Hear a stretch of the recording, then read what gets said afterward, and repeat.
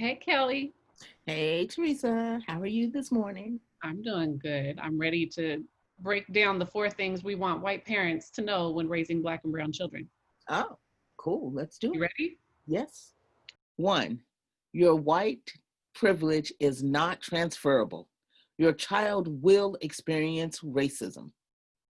You walk through the world one way, your children will walk through the world another way. And as much as you love them and want them to, no matter what you teach them, the proper way to speak, the proper way to behave, et cetera, according to the world, it's not going to save them from the racism they're going to experience. So it's a very rude awakening to realize that my children are living through a very different experience than I have, and that I can't relate, and that I don't have the skills to teach them how to navigate these things as a white person, right? And that I need to look for resources outside of myself if I'm going to support them effectively because I don't have the skills for how to cope with racism because I'm not the target of it. But my kids, even by kindergarten, second grade, elementary school, already are.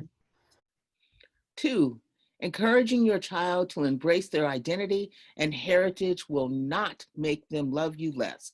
It will bring you closer together. I know the fear that I've heard repeatedly from white mothers especially is that by teaching their child about their Black or Latinx heritage is erasing, it's only teaching them half of their heritage, half of their culture, half of who they are.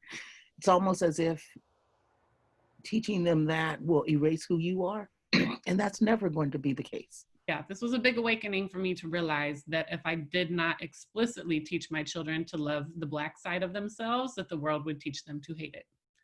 And I've said those words to them specifically when they've asked me about why I put a ban on them watching any shows that didn't have any people of color in them, or why I'm always looking for representation in the books that we add to our library, or whatever it is, that it really has to be an intentional, explicit effort to make sure that they value and recognize and identify with their Black side, with their Cuban side, because otherwise the world will teach them that it's not as valuable. Three, standing against anti-Blackness and racism is essential in affirming their worth and cultivating self-love.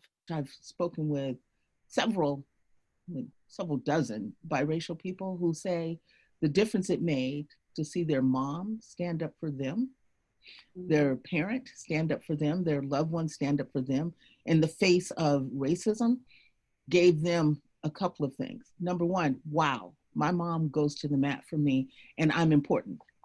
And it cemented their Black identity, seeing their white mother, their white parents stand up for them.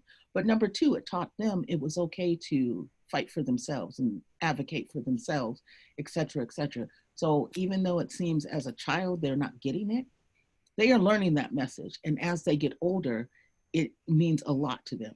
And on the flip side of that, I know biracial people that identify as Black that didn't have that. And to watch them fumble through learning it as young adults, it's heartbreaking. Four, having Black or brown children does not cure you of a lifetime of racial socialization and internalized white supremacy. Your kids need you to keep working on that every day. It is not a cure.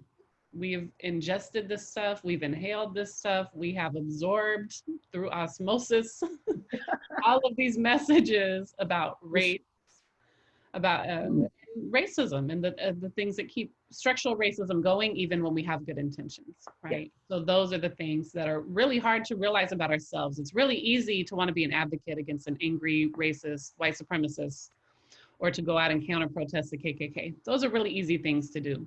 Yeah. It's much harder to look at myself in the mirror and realize that even though I have these children I love more than anything in the world, that I still have internalized many of these messages. And if I'm not real careful, I will pass those on to my kids and they'll internalize those as well with much more devastating consequences. Anytime that you're addressing your own internalized racism and teaching your children that only affirms who they are in this world. I am not saying I never want people to hear, and that's usually what they hear is, you just called me a bad person. I am a good person. Teresa, guess what? I know you're a good person. I know you and all those out there like you are good people, no doubt, but that does not stop what has been taught to us all. All right. So if folks want to join us, like specifically you and me in these kinds of conversations, but in a structured, interactive, enjoyable yet serious and deep diving format, what can they do, Kelly? They can join us for a 6-week workshop that we will be holding from Saturday, September 12th through Saturday, October 17th. We will go into deep conversation, answer questions, explore all types of resources in order to provide information and the betterment of each individual, which only allows for the betterment of your entire family. All right. So come hang out with me and Kelly. We're a lot of fun. We'll have a lot of fun, and we're going to push each other to go really deep and do much better by our children than we inherently know how to do. There you go. Bye.